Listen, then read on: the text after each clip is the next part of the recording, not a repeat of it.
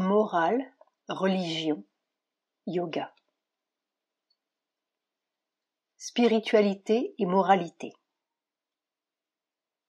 Il y a une grande différence entre la spiritualité et la moralité, deux choses que l'on confond constamment. La vie spirituelle, la vie du yoga, a pour but une croissance aboutissant à l'union avec la conscience divine et pour résultat de purifier, intensifier, glorifier et perfectionner ce qui est en chacun de nous. Elle nous donne le pouvoir de manifester le divin. Elle exauce le caractère de chaque personnalité jusqu'à sa pleine valeur et l'amène au maximum de son expression. Car ceci fait partie du plan divin. La morale, au contraire, procède par construction mentale et, avec un certain nombre de principes sur ce qui est bon et ce qui ne l'est pas, érige un type idéal auquel chacun doit ressembler.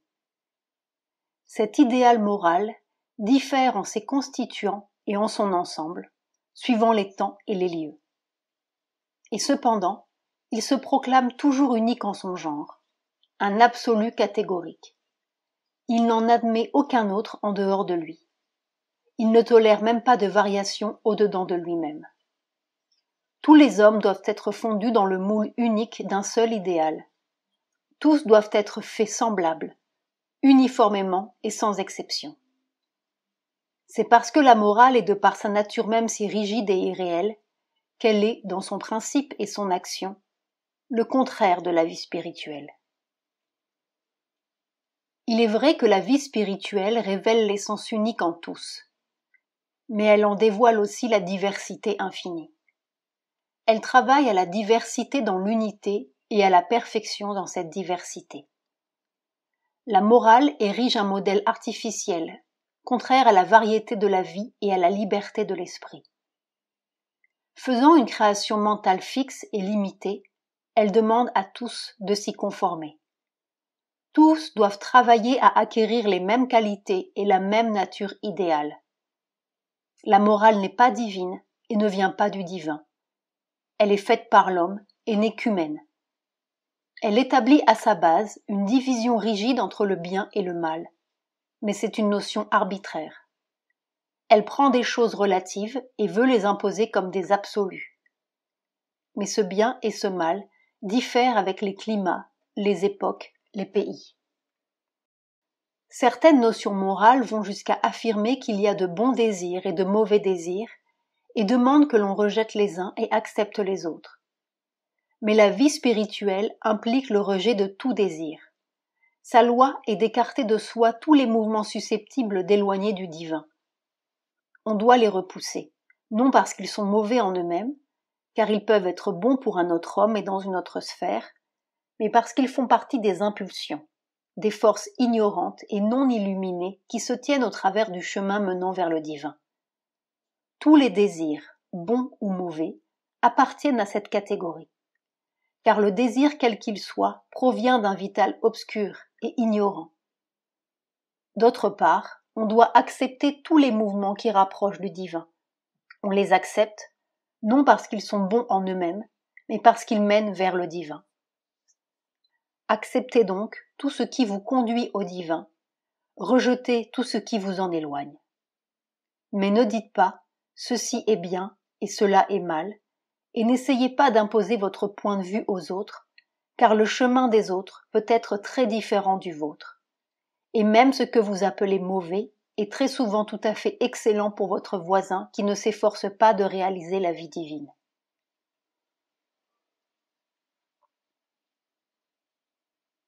La morale est-elle une aide?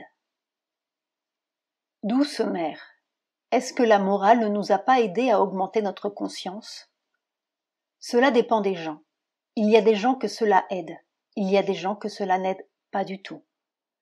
La morale est une chose tout à fait artificielle et arbitraire, et dans la majorité des cas, parmi les meilleurs, elle enraye le véritable effort spirituel par une sorte de satisfaction morale que l'on est dans le droit chemin et que l'on est un honnête homme, et que l'on fait son devoir, et que l'on satisfait à toutes les nécessités morales de la vie. Alors, on est si satisfait de soi que l'on ne bouge plus et que l'on ne fait plus de progrès. Il est très difficile pour un homme vertueux d'entrer sur le chemin de Dieu. On l'a dit très souvent, mais c'est tout à fait vrai, parce qu'il est très satisfait de lui-même, il a l'impression qu'il a réalisé ce qu'il devait réaliser. Il n'a plus ni aspiration, ni même cette humilité élémentaire qui fait que l'on veut faire des progrès.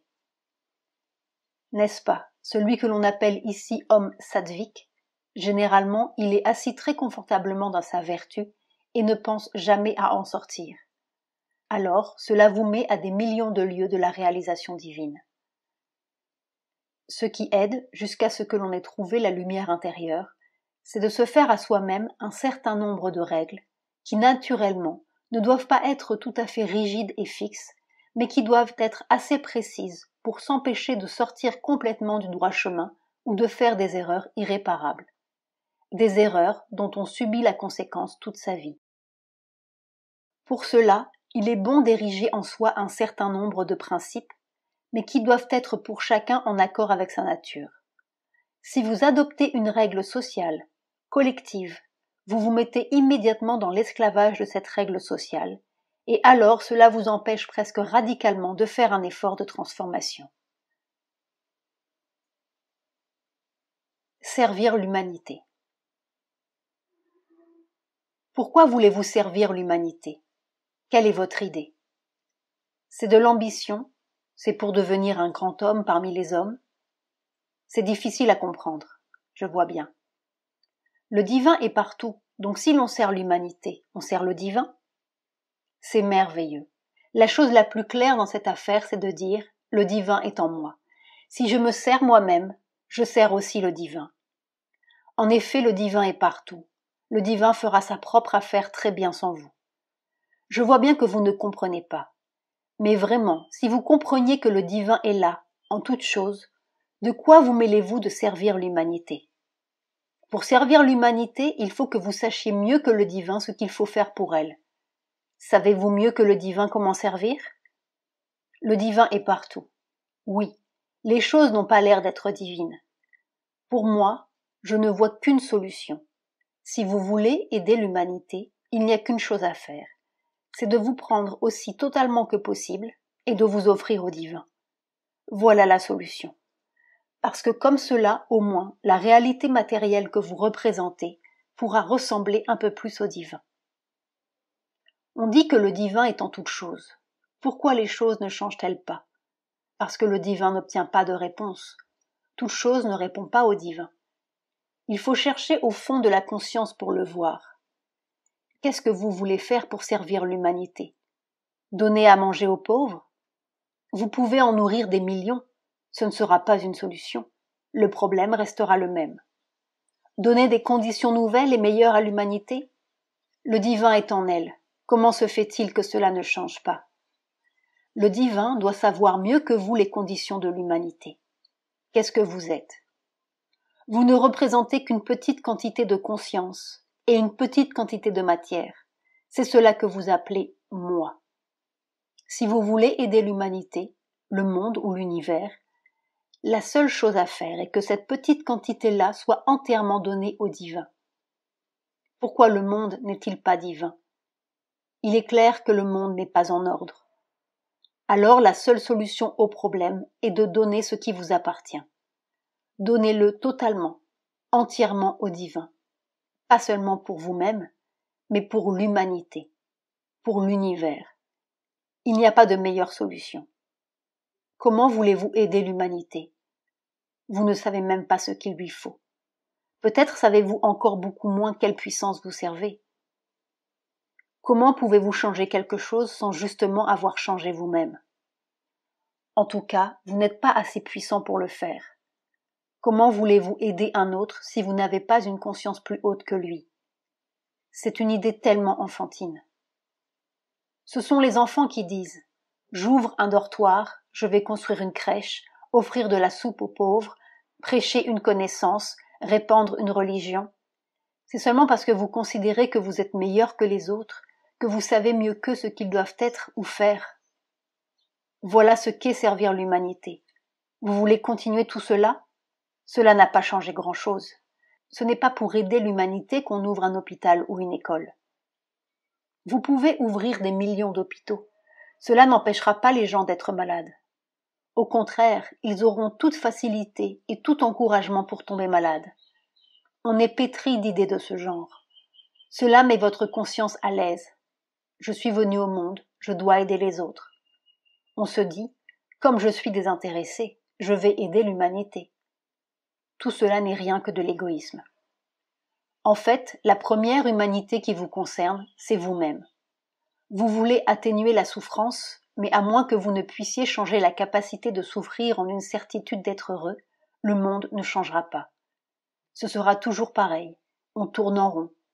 Une civilisation suit l'autre, une catastrophe suit l'autre. Mais la chose ne change pas, parce qu'il y a quelque chose qui manque, quelque chose qui n'est pas là. C'est la conscience. C'est tout.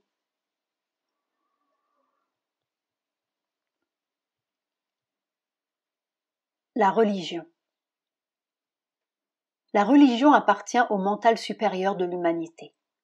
C'est l'effort de l'homme pour s'approcher, dans la mesure de son pouvoir, de quelque chose qui le dépasse et auquel il donne les noms de Dieu, d'esprit, de vérité, de foi, de connaissance ou d'infini, une sorte d'absolu que le mental humain ne peut atteindre et que cependant il s'efforce d'atteindre. La religion peut être divine dans son origine première. Dans sa nature actuelle, elle n'est pas divine, mais humaine. En fait, nous devrions parler des religions plutôt que de la religion, car les religions faites par les hommes sont innombrables. Le premier et principal article de foi de ces religions établies et formelles est toujours « Ma religion possède la vérité suprême, la seule. Toutes les autres sont dans le mensonge, ou en tout cas sont inférieures. » Car sans ce dogme fondamental, aucune religion fondée sur la croyance n'aurait pu exister. Si vous n'êtes pas convaincu et ne proclamez pas que vous seul possédez la vérité unique, la plus haute vérité, vous ne pourrez pas impressionner les gens et les faire accourir vers vous en foule. Cette attitude est naturelle à la mentalité religieuse. Mais c'est précisément ce qui rend la religion si contraire à la vie spirituelle. Les articles et dogmes d'une religion sont des productions du mental. Et si vous vous attachez à eux et que vous vous enfermiez dans un code de vie tout fait, vous ne connaissez pas et ne pouvez pas connaître la vérité de l'esprit qui se tient libre et vaste, au-delà de tous les codes et de tous les dogmes. Quand vous vous arrêtez à une croyance religieuse, vous liant à elle et la prenant pour la seule vérité dans le monde, vous arrêtez du même coup la marche en avant et l'épanouissement de votre être intérieur. Cependant, si l'on considère la religion sous un autre angle, elle n'est pas nécessairement un obstacle au progrès de tous les hommes.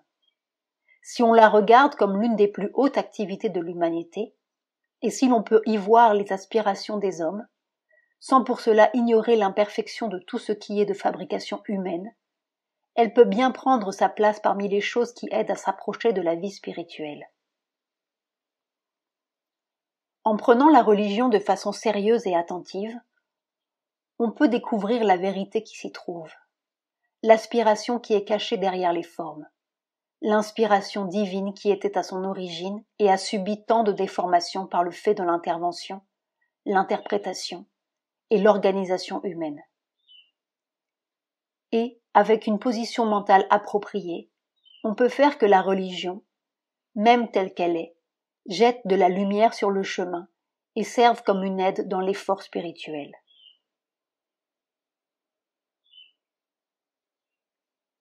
Yoga et religion. Douce mère, quelle est la différence entre le yoga et la religion? Ah, mon enfant, c'est comme si tu me demandais quelle est la différence entre un chien et un chat.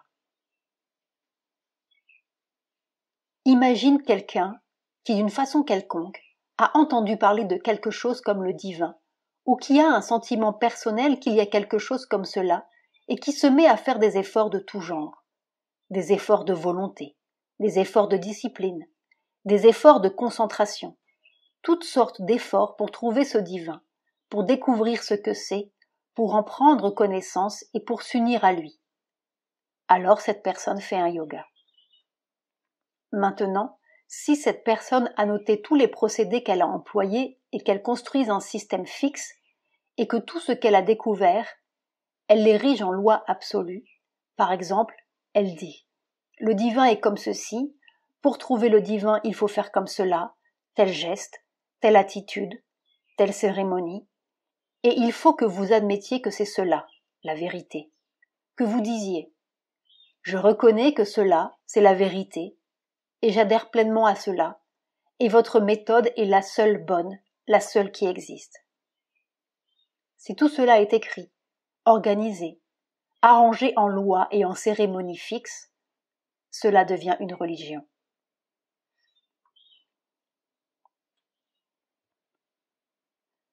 L'enseignement de Sri Aurobindo.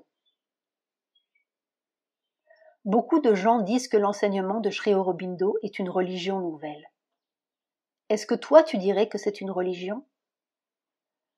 Ceux qui le disent sont des sots qui ne savent même pas de quoi ils parlent. Il suffit de lire tout ce que Sri Aurobindo a écrit pour savoir qu'il est impossible de baser une religion sur son œuvre, puisque, pour chaque problème, chaque question, il présente tous les aspects en montrant la vérité contenue dans chaque façon de voir, et il explique que pour atteindre la vérité, il faut effectuer une synthèse qui dépasse toutes les notions mentales et émerger dans une transcendance au-delà de la pensée. Je répète que lorsque nous parlons de Sri Aurobindo, il ne peut être question d'enseignement, ni même de révélation, mais d'une action du suprême. Sur cela, aucune religion ne peut être fondée. Mais les hommes sont si fous qu'ils peuvent changer n'importe quoi en une religion, tant ils ont besoin d'un cadre fixe pour leur pensée étroite et leur action limitée. Ils ne se sentent en sécurité que lorsqu'ils peuvent affirmer « ceci est vrai et cela ne l'est pas ». Mais cette affirmation devient impossible à quiconque a lu et compris ce que Sri Aurobindo a écrit. La religion et le yoga ne sont pas situés sur le même plan de l'être, et la vie spirituelle ne peut exister dans toute sa pureté que si elle est libre de tout dogme mental.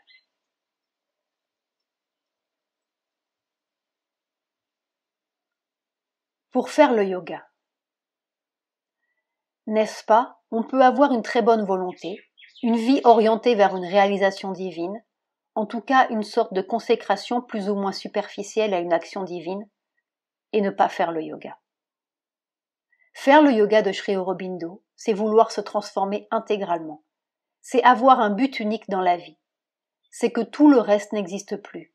Cela seul existe. Et alors, on le sent bien en soi-même si on veut ou si on ne veut pas. Mais si on ne veut pas, on peut avoir une vie de bonne volonté, une vie de service, une vie de compréhension. On peut travailler à ce que l'œuvre puisse s'accomplir plus facilement. Tout ça.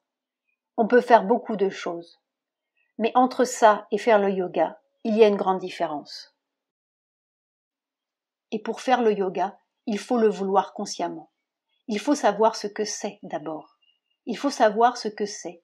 Il faut en prendre la résolution. Mais une fois qu'on a pris la résolution, alors il ne faut plus broncher. C'est pour ça qu'il faut la prendre en toute connaissance de cause. Il faut savoir ce qu'on décide quand on dit « je veux faire le yoga ». Et c'est pour ça que je ne pense pas vous avoir jamais pressé à ce point de vue-là. Mais le jour où vous faites un choix, quand vous l'aurez fait en toute sincérité, et que vous aurez senti au-dedans de vous une décision radicale, alors c'est différent. Il y a la lumière et le chemin à suivre, tout droit, et il ne faut pas en dévier. Il ne trompe personne, vous savez, le yoga. Ce n'est pas une plaisanterie. Il faut savoir ce que l'on fait quand on le choisit. Mais quand on le choisit, il faut s'y tenir. On n'a plus le droit de broncher. Il faut aller tout droit. Voilà.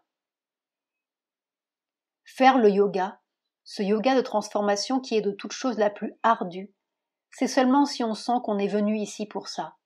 Je veux dire ici sur la terre. Et qu'on n'a pas autre chose à faire que ça, et que c'est la seule raison de votre être. Même si vous devez peiner, souffrir, lutter, ça n'a aucune importance. C'est ça que je veux et rien d'autre. Alors c'est différent. Autrement, je dirais, soyez heureux et soyez bons, et c'est tout ce qu'on vous demande. Soyez bons dans le sens d'être compréhensifs, de savoir que les conditions dans lesquelles vous avez vécu sont des conditions exceptionnelles, et tâchez de vivre d'une vie plus haute, plus noble, plus vraie que la vie ordinaire, afin de laisser un peu de cette conscience, de cette lumière et de sa bonté s'exprimer dans le monde. C'est très bien. Voilà. Mais une fois que vous avez mis le pied sur la route du yoga, il faut avoir une résolution de faire et marcher tout droit jusqu'au bout, coûte que coûte. Pourquoi désirez-vous le yoga? Pourquoi désirez-vous le yoga? Pour acquérir du pouvoir? Pour atteindre la paix et le calme? Pour servir l'humanité? Aucun de ces motifs ne suffit à prouver que vous êtes prêt pour le sentier. La question à laquelle il vous faut répondre est celle-ci. Désirez-vous le yoga pour l'amour du divin? Le divin est-il le but suprême de votre vie, à tel point qu'il vous serait totalement impossible de vous en passer? Croyez-vous que votre véritable raison d'être soit le divin et que sans lui votre existence serait morne et dépourvue de sens? Dans ce cas, et alors seulement, on peut dire que vous êtes prêt pour le sentier. Voici la première étape. Aspiration au divin. La seconde étape consiste à renforcer cette aspiration, à la tenir constamment en éveil, à la rendre vivante et puissante. Seule la concentration vous mènera vers ce but. Concentration sur le divin pour obtenir une absolue et intégrale consécration à sa volonté et à ses fins. Concentrez-vous dans le cœur. Pénétrez-y aussi loin, aussi profondément que possible. Retirez vers vous tous les fils épars de votre conscience dispersée. Rassemblez-les et plongez dans le silence de votre être intérieur. Une flamme brûle dans la calme profondeur de votre cœur. C'est le divin en vous, votre être véritable. Écoutez sa voix, obéissez à ses inspirations. La voix ensoleillée, la mer.